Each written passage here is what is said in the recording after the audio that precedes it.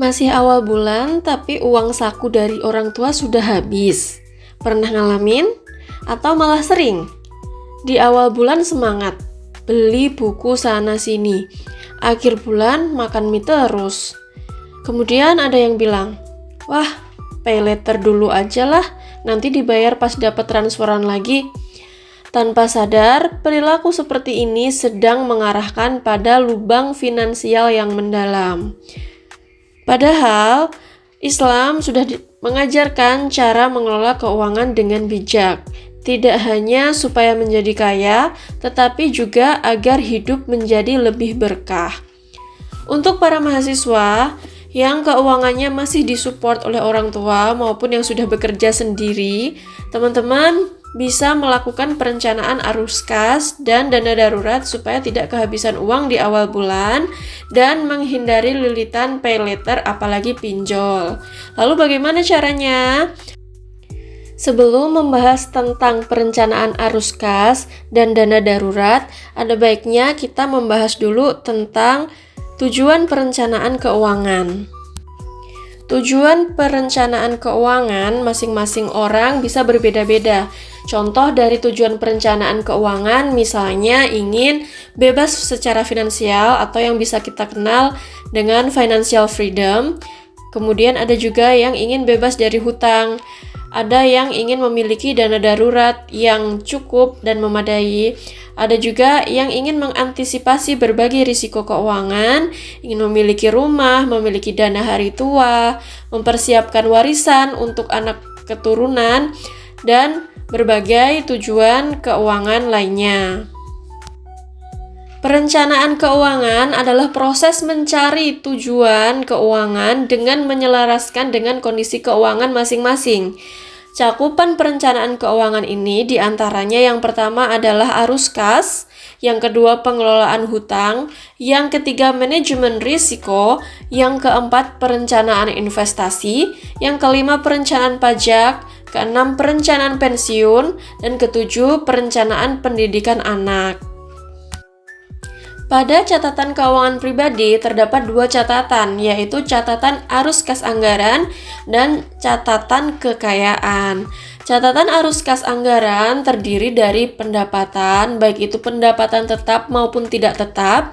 Kemudian ada juga tentang pengeluaran, berbagai pengeluaran misalnya cicilan hutang, pembayaran asuransi, investasi, belanja, sumbangan, dan lain sebagainya. Ketika arus kas ini surplus, defisit, impas itu menghitungnya, patokannya sederhana saja.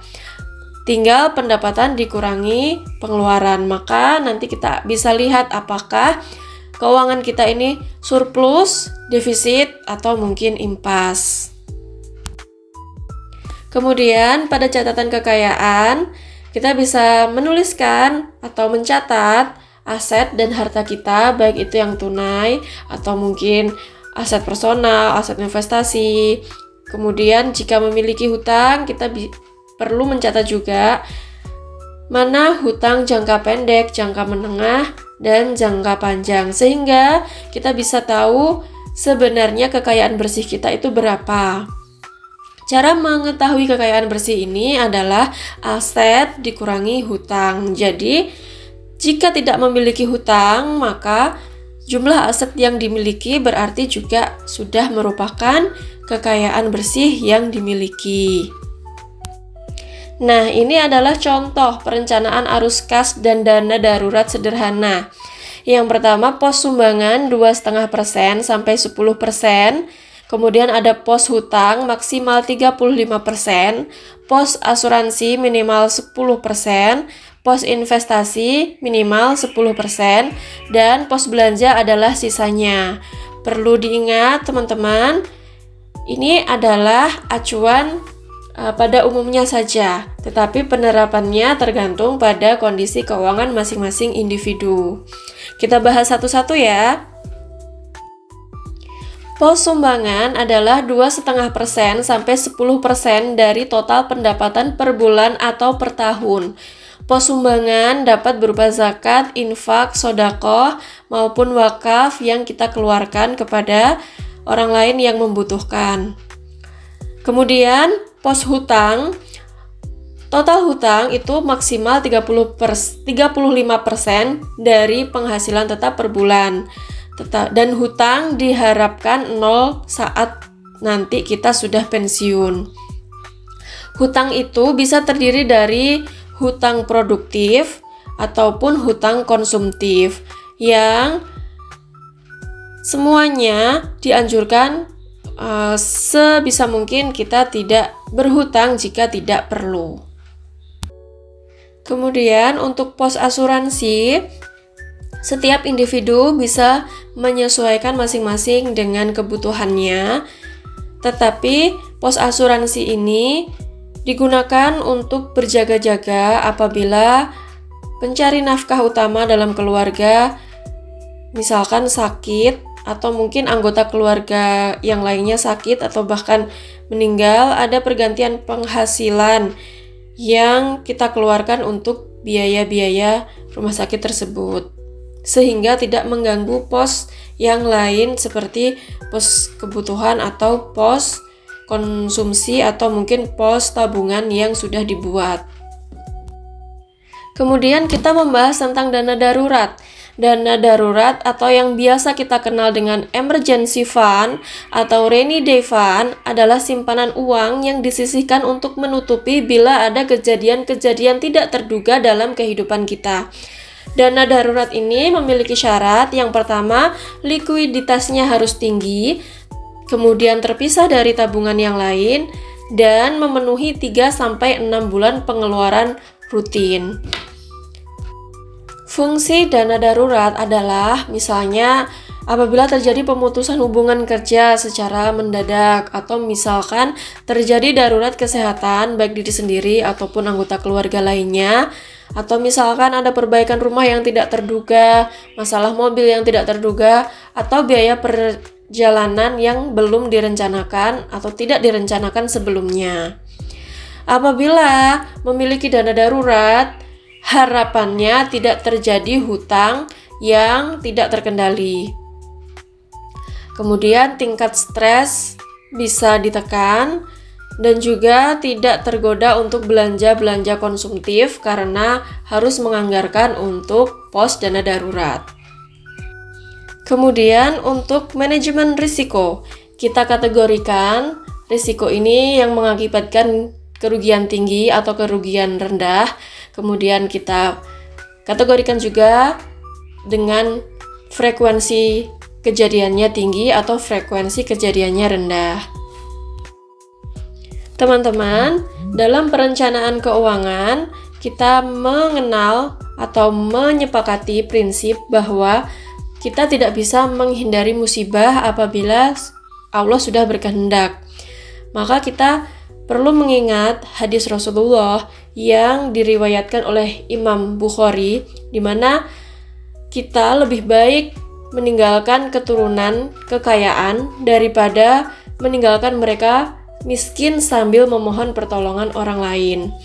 Berdasarkan hadis tersebut, maka kita tahu bahwa income protection itu sangat penting untuk menghindari financial risk bagi keluarga kita, terutama untuk pencari nafkah yang utama dalam suatu keluarga tersebut. Pada perencanaan keuangan Islam, kita juga menggunakan prinsip asuransi syariah, yaitu yang pertama at-takaful atau tolong-menolong, yang kedua adalah tabaruk atau dana kebajikan, dan yang ketiga adalah akad perjanjian yang sesuai syariah atau sesuai anjuran dan ajaran Islam. Selanjutnya adalah pos investasi. Investasi adalah membeli sesuatu yang diharapkan bisa dijual kembali di masa depan yang akan datang dengan nilai yang lebih tinggi. Alasan berinvestasi diantaranya adalah adanya kebutuhan masa depan, adanya kebutuhan untuk melindungi nilai aset yang telah dimiliki, kemudian adanya keinginan untuk menambah aset, dan juga adanya inflasi. Investasi yang sesuai dengan syariah operasionalnya harus terbebas dari unsur riba. Terbebas juga dari unsur judi, yaitu di mana seseorang mendapatkan keuntungan dengan biaya dari orang lain dan orang tersebut menderita kerugian dan kepercayaan. Kemudian, aktivitas usaha yang memproduksi maupun menjual barang-barang yang haram seperti minuman beralkohol, babi, dan lain sebagainya tidak diperbolehkan dalam investasi yang sesuai syariah. Kemudian juga tidak boleh ada gharar. Kemudian yang perlu diingat juga teman-teman, keamanan dan bijak dalam berinvestasi. Kita harus menghindari investasi bodong. Kita harus menyesuaikan investasi kita dengan profil risiko yang kita miliki, dan juga kita menentukan tujuan dan periode investasi yang ingin kita lakukan. Jenis-jenis investasi syariah yang bisa kita pilih misalnya adalah deposito syariah, sukuk, properti atau logam mulia, reksadana syariah, atau saham syariah. Nah, sekarang kita kembali lagi ke perencanaan arus kas dan dana darurat untuk mahasiswa ya. Teman-teman bisa memulai dengan membuat anggaran syariah untuk mahasiswa sederhana.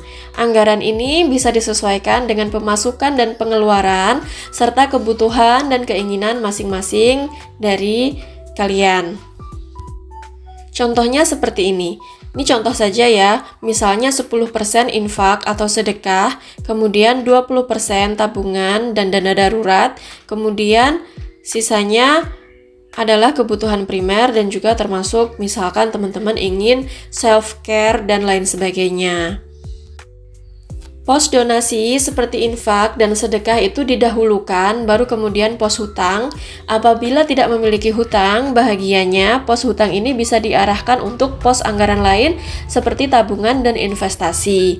Jadi, pos untuk belanja dianggarkan setelah seluruh pos sebelumnya sudah dibuat. Untuk melacak apakah pola konsumsi kita sudah sesuai dengan rencana yang sudah kita buat, kita bisa menggunakan aplikasi pencatatan atau tracking keuangan yang bisa kita gunakan atau kita download di App Store. Mulai hari ini, mari kita tanya pada diri sendiri, apakah kita sudah mengelola uang dengan bijak dan bertanggung jawab? Tentunya video ini juga sebagai bahan saya pribadi untuk merefleksi diri saya sendiri. Mari kita menjadi pribadi yang lebih melek finansial dan siap untuk amanah financial freedom ke depannya. Semoga video ini bermanfaat dan insya Allah sampai jumpa lagi di video-video selanjutnya.